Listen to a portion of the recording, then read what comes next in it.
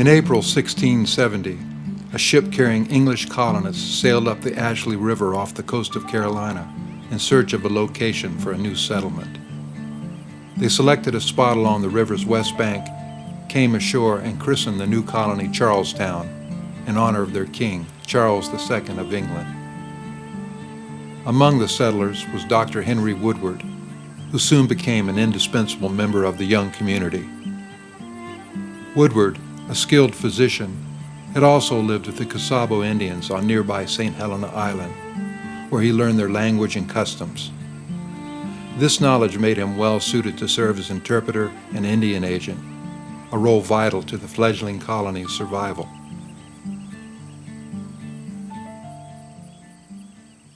Even before landing in Carolina, Woodward likely knew which Indians the colony needed to befriend.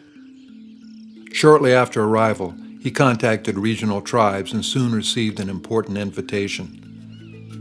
In the early summer of 1670, just months after the colony's founding, Woodward journeyed inland to meet with one of the most powerful chiefs in the southeast. The emperor, as the chief was called, ruled Cofitachequi, a 400-year-old Mississippian cultured chiefdom that encompassed much of present-day South Carolina. Cofitachequi was a well-organized society with developed agriculture, a centralized governing system that linked its villages, and a large number of well-armed warriors. Woodward's visit went well, resulting in an alliance with Cofitachequi. Later that year, in September 1670, the emperor made an official visit to Charlestown. This friendship undoubtedly helped ensure the safety and security of the young Carolina colony. Woodward and the colonists were likely aware, through historical accounts, of previous European contact with the region's inhabitants. The first documented contact with Cofitachequi occurred during the De Soto expedition. In 1539, conquistador Hernando de Soto led a 600-man army through the southeastern region of the present-day United States, searching for gold, plunder, and slaves. Accounts from the expedition describe the visit in detail, including a memorable meeting with the kingdom's ruler, a female chief the Spaniards called the Lady of Cofitachequi. Although still powerful, Cofitachequi was in decline when De Soto encountered the chiefdom in 1540. Old world diseases introduced through contact with the previous Spanish expeditions were spreading through the native population. Before Europeans arrived, however, Cofitachequi was likely among the most powerful and well-established Mississippian cultured chiefdoms in North America. While the lady and her kingdom sound much like an Indian princess myth, the story was well documented by members of the De Soto expedition.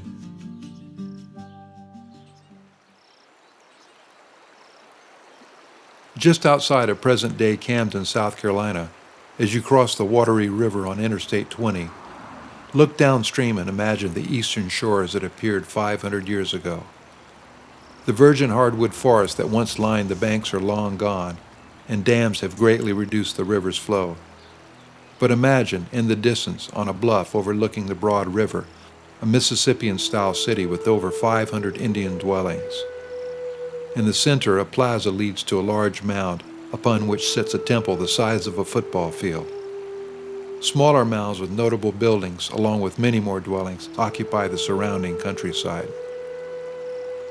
According to writings from the De Soto expedition, this was Cofitachequi at the time the conquistador and his army arrived on May 1st, 1540. The journals describe it as a town of great importance.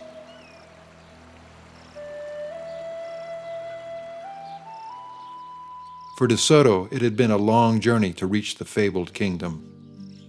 Nearly a year earlier, the conquistador and his army had landed near Tampa Bay on the Florida Peninsula to search for kingdoms and treasure. The expedition spent the winter in Appalachia, near present-day Tallahassee, Florida. There, they captured a boy in his teens who'd been traveling with Indian traders. The boy, whom they named Perico, told them that he was from a powerful inland empire that was ruled by a queen and was rich with treasure. Intrigued by the boy's description, De Soto was anxious to locate the kingdom. In early March 1540, with Perico as their guide, De Soto's army marched northward through what is now Georgia and eastern South Carolina. After a difficult month-long journey through dense wilderness and seemingly endless swamps, De Soto and his men finally reached Cofitachequi. Apparently aware of the approaching army, members of the chiefdom met the expedition at the edge of a large river, now believed to be the Wateree River, near present-day Lugoff, South Carolina. After several emissaries from Cofitachequi crossed the river and conferred with De Soto, the Queen appeared on the opposite bank. Attended by servants, she was carried on a litter draped with fine white cloth to the river's edge, then ferried across in a canoe shaded by a decorative awning. One expedition writer compared the scene to Cleopatra crossing the river Cydnus. The Queen greeted De Soto wearing a finely woven white shawl, her upper body draped in pearls. After exchanging warm greetings, she removed a heavy strand of pearls and placed it around De Soto's neck as he bowed. The lady's entourage then presented the expedition with hides, blankets, meat, corn, and salt. The Queen provided canoes for De Soto and his men to cross the river, and then took them to her capital at Cofitachequi. This is thought to have been located at the Mulberry Mound site near present-day Camden, South Carolina. The Spaniards were impressed with the Queen, writing, "We were very gratified and charmed, both with her discretion and with her great beauty, which she possessed in extreme perfection." They also spoke admirably of the people of Cofitachequi. The Indians are very clean and very polite, and more civilized than any who had been seen in the land. They walked covered down to the feet with very excellent hides, and blankets of sable, and blankets of mountain lions. All natives were shod and clothed. Expedition writers were especially impressed with the city's huge temple, describing it as a very authoritative temple on a high mound, very large and very tall and broad, all covered high and low with very excellent and beautiful mats. They also noted that the steeply pitched roof was covered in intricately arranged seashells and pearls that sparkled in the sun. The cavernous building was described as the richest and most superb of all those that our Spaniards saw in La Florida, using the Spanish name for the southeast. Another expedition member who had seen similar buildings in Mexico and Peru said the temple was among the grandest and most wonderful of all the things that he had seen in the New World. Inside the temple's two enormous doors, De Soto's chroniclers described 12 giant figures carved from wood, standing guard, 6 on each side, their faces carved in a fierce and bold posture. Expedition members noted that these huge wooden warriors, some 11 feet high, held elaborately carved weapons decorated with mica, copper, pearls, antlers, and shells.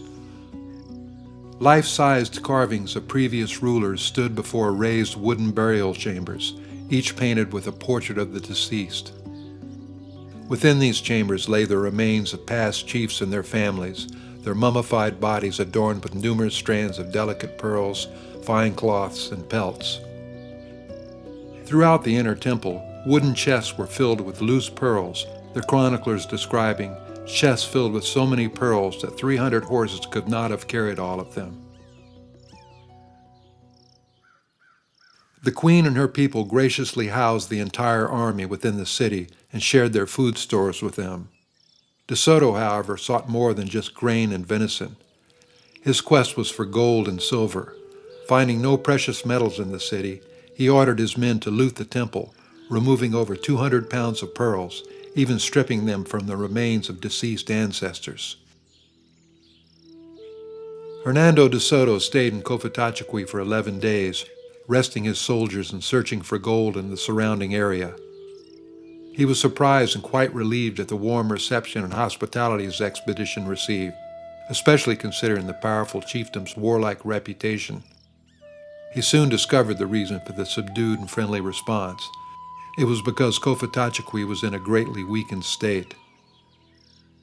Expedition writings mention a recent epidemic, likely caused by disease acquired through contact with the Spanish in 1521 and 1526.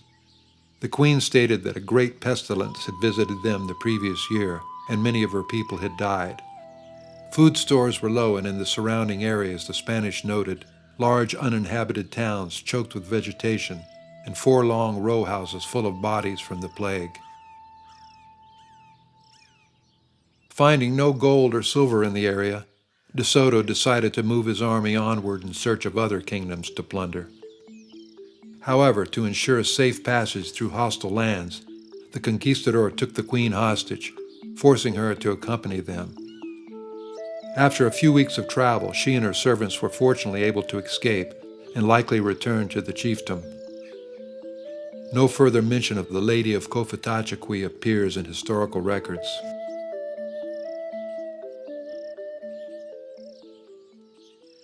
Despite the looting of their temple and their queen being taken hostage, the people of Cofitachequi were fortunate that their encounter with De Soto wasn't more severe. Perhaps due to the intelligence, charm, and canny diplomacy of their queen, the chieftain was able to avoid conflict with De Soto and his powerful army. Other tribes encountered by the expedition were not as fortunate. As De Soto's army continued their march across the southeast, they looted and burned villages and crops and killed many indigenous people.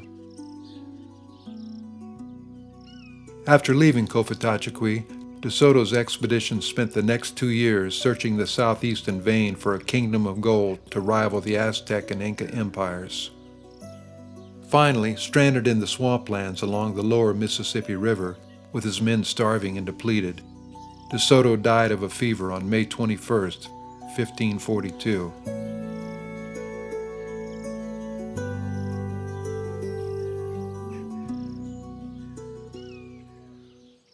The chronicles from the De Soto expedition, written some 235 years before the founding of the United States, offer an extraordinarily rare glimpse into pre-Columbian America.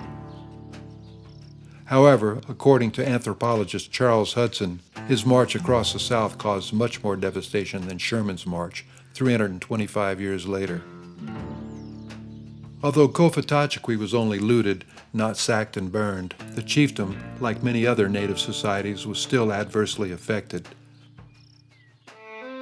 Though weakened by the Spanish intrusion and exposure to European diseases, Cofitachequi continued to have a powerful presence in the Carolina region. By 1700, however, for reasons not fully understood, Cofitachequi had all but vanished.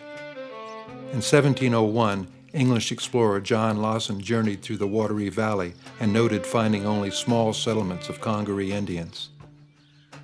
It is likely that the people of Cofitachequi were assimilated into the Catawba tribe.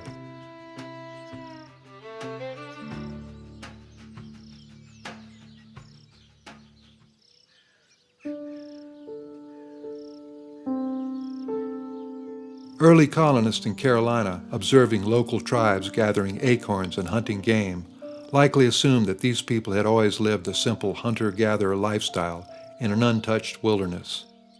This common perception, known as the pristine myth, promoted the idea that these were virgin lands, unaffected by their indigenous inhabitants. European settlers believed that colonization and civilization would improve these supposedly untouched lands. The English colonists could not have imagined that a sophisticated and powerful chiefdom, lasting for almost 500 years, had once covered a large part of what would become the Palmetto State. The pristine myth became somewhat of a self-fulfilling prophecy. Well before large numbers of European settlers arrived, aspects of their culture, religion, and especially their diseases preceded them. Encounters with early European settlers weakened indigenous societies, greatly reducing populations in many regions. Consequently, once grand chiefdoms dissolved into scattered tribes living in small villages. The large mound settlements were abandoned, and nature soon reclaimed the land. Within a few generations, the people who had lived in the region for centuries reverted to the basic lifestyle of their distant ancestors.